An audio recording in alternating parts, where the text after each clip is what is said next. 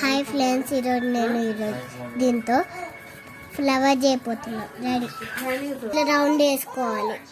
తర్వాత ఈ రౌండ్ వేసుకున్నాక ఇట్లా ఇట్లా వేయాలి. ఇప్పుడు ఇట్లా చేసుకున్నాం కదా, ఇట్లా చేసుకొని తర్వాత ఇవి తీసుకొని ఇట్లా వేయాలి.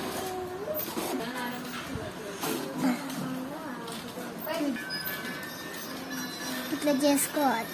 ఇది ఫ్లవర్ అవుతుంది.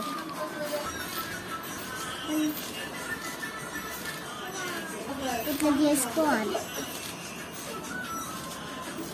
ఇది ఒకటి మామూలుగా ఉంది.